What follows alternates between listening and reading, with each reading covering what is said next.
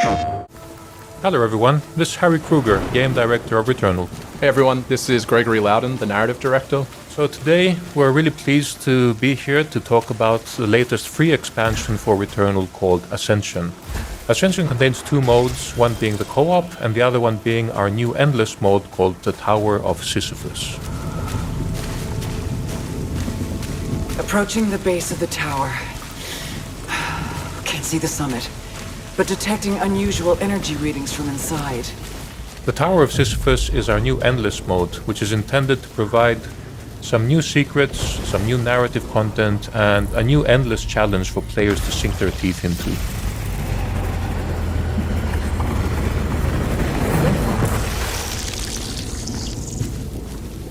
As you can see, the tower has its own look and design as you climb up it, but as you'll see in the video, it changes quite rapidly too.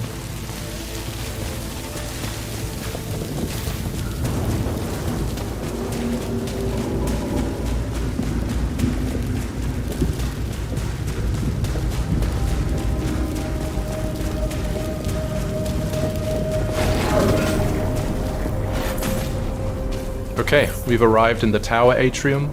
This is a place that you'll slowly see unlocks as you go through, cycle by cycle and climb by climb. It's where we deliver some story. And what you're seeing right now is basically connected to where Celine is in the story. So if you play this and you've finished Returnal, Celine will react a bit differently in subtle ways. So this is still quite early on in Celine's journey on Atropos.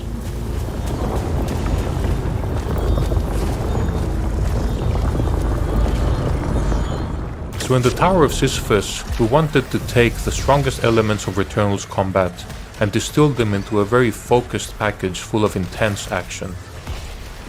Similar to a lot of the endless modes we've made in the past, the Tower of Sisyphus also tracks your progress from room to room and phase to phase, and there's also a score that will measure your success in each run, and in order to get the best possible score you'll have a multiplier that you need to keep alive as well.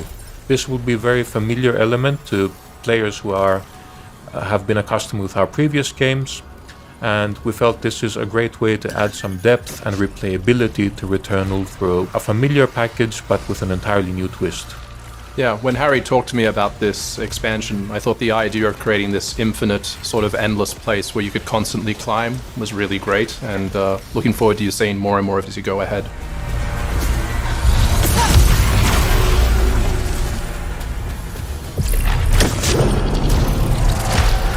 Yeah, in terms of combat, you will have, of course, some moments of respite as well. So the rooms and the progression through the tower will be, of course, procedurally generated, or each run is guaranteed to be unique. And you will find different treasure rooms, different surprises, a lot of secrets, and a lot of different scenarios that will challenge you and give you different types of rewards.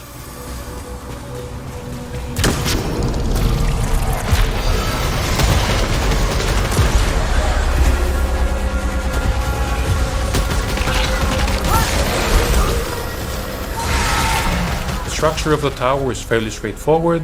You advance to a new room, you have to dispatch the collection of enemies that appear, and once that's done, you have an opportunity to go to the translocator for the next level as fast as possible. Doing so will give you a significant bonus to your obolites and to your score multiplier. Yeah, as you could see, if you got there in time, whilst the translocator was glowing with obolites, you would have gotten a bonus. Whoa, what happened here? Yeah, so that's an entirely new enemy that we have there as well. So if you do actually manage to chase that guy down and destroy it in time, it will open a portal to these bonus rooms. However, these rooms may have their own surprises. They won't always be favorable for the player, so there's a little bit of this risk and reward element associated with making that decision.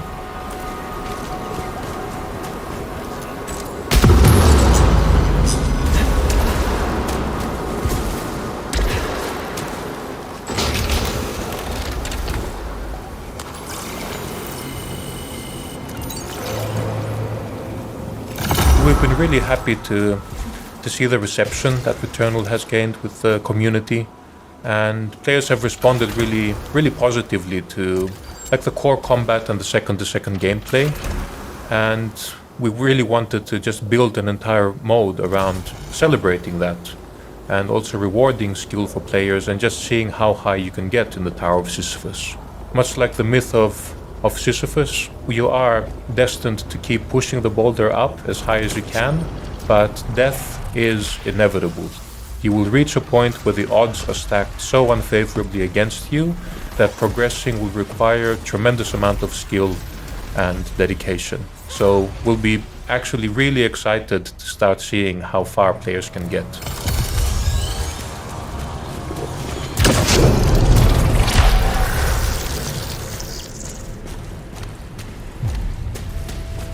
Here we're introducing a new weapon called the Disgorger. This is one of the many super weapons that you will find. And these act a little bit differently to your usual weapons in the sense that you have very limited use of them as consumables. And these will unleash tremendous firepower that can make a big difference in life or death situations. So collecting these and unleashing them in strategic moments can actually be a really big benefit for players who want to get as far as possible in the tower. It's also a cosmic, organic sort of weapon. As you can see, this is the Blightwave Disgorger, and it has and unleashes a massive amount of force and attack. But as Harry said, you need to choose wisely when to use it.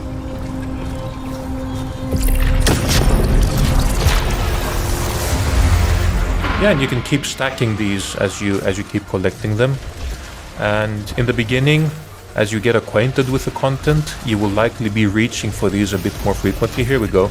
So here's a quick example of how these super weapons can really decimate your enemies. But you can stack these, and in the beginning you'll probably use them a bit earlier. But as you gain more skill in the mode and you gain access to more advanced phases, you might find yourself stacking them up and saving them for later phases where the odds will be significantly more stacked against you. So this looks quite a bit ominous actually. And there's some rewards stacked up here. So let's see what this all means for the player.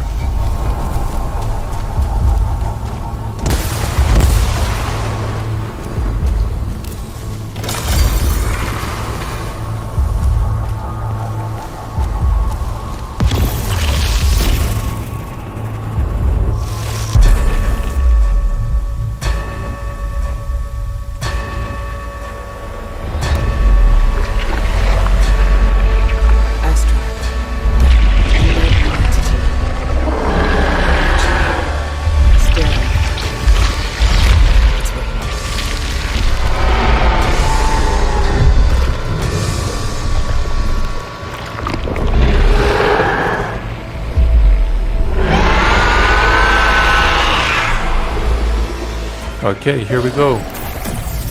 So Algos is actually the personification of pain, both physical and emotional in Greek mythology.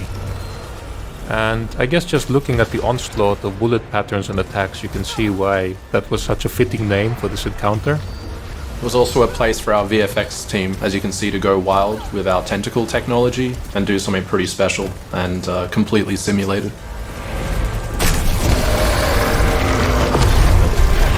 Oh man, and once again, you can't see it now, but I have a huge smile on my face just looking at all the glorious bullet patterns, just feeling the playfield.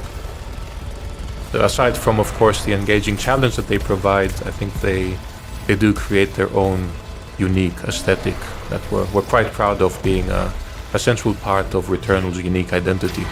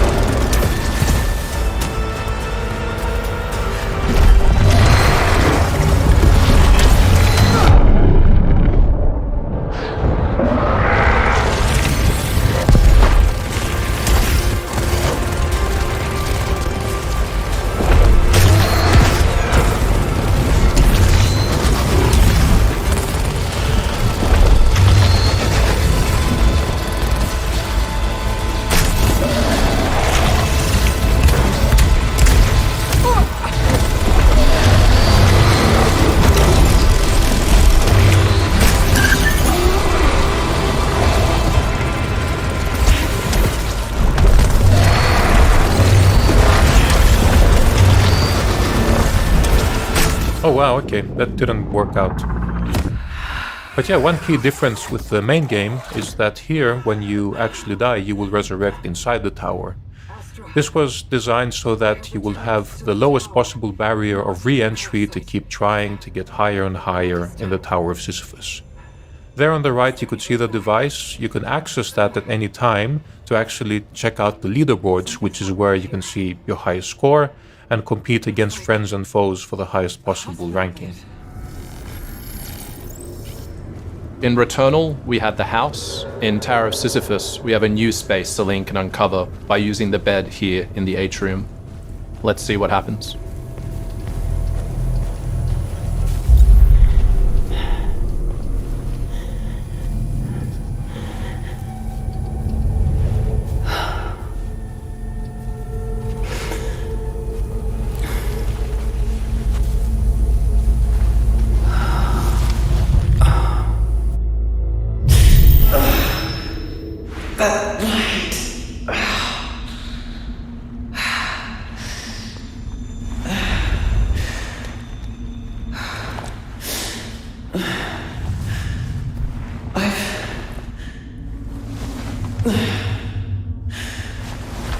I've been here before.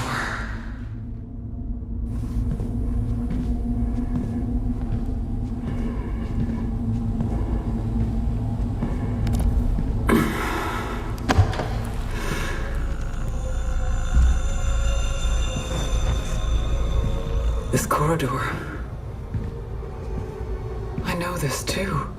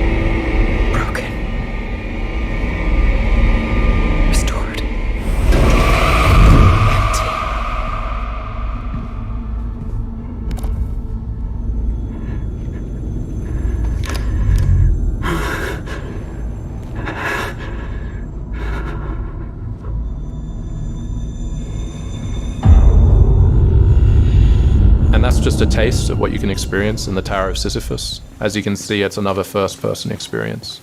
Unlike the house, though, you can return to the hospital once it is available and re-examine things and try to find the secrets within. We're just gonna jump ahead to show you a little bit of Phase 2 as well. So this will happen after you vanquished Algos.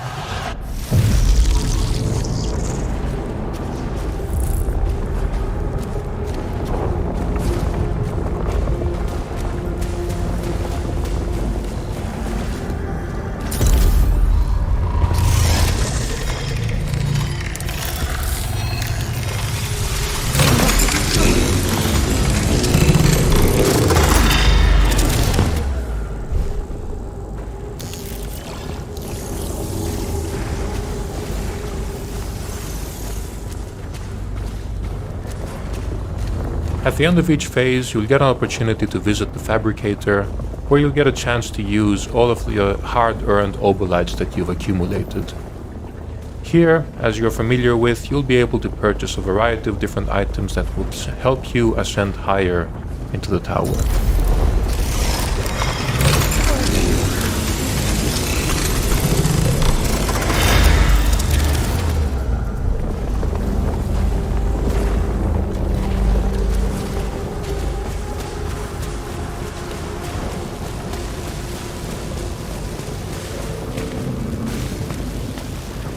As you can see, the tower has evolved as you ascend as well, so it's not how it was at the beginning, but there is another phase that we will not show you. Is this still the tower?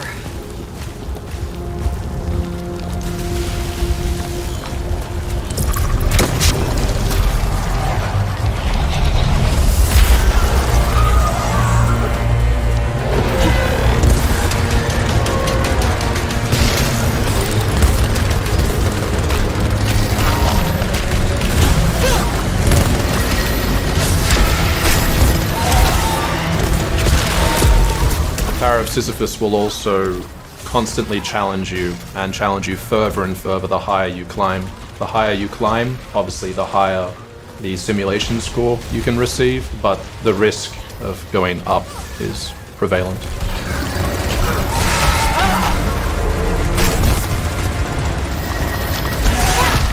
So the key to getting the best possible score is of course keeping your multiplier up. As you can see on the right now, when you're not actually engaging in combat, after a while the multiplier will start to deplete. So the mode is designed to maintain some forward momentum and keep that engagement going.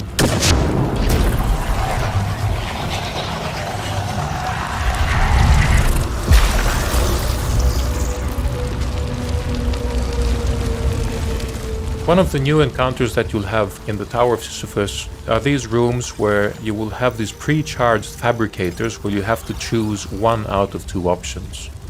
Any one you choose, the other one will disappear. So you'll have to choose wisely and make sure that they are helping your strategy in getting farther into the mode. Now we picked up a parasite and the other one disappeared.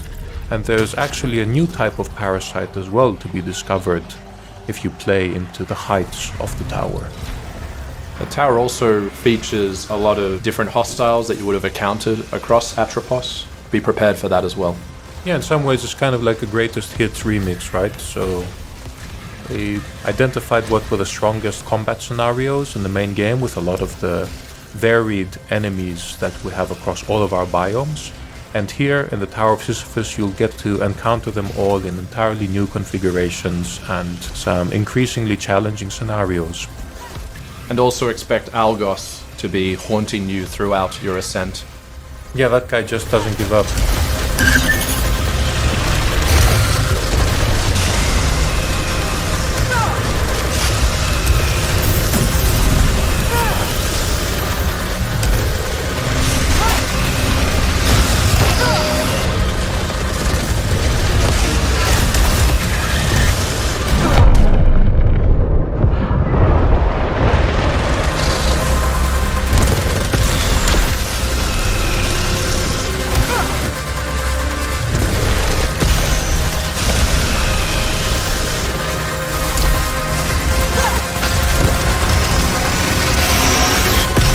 Oh man, that was a close one.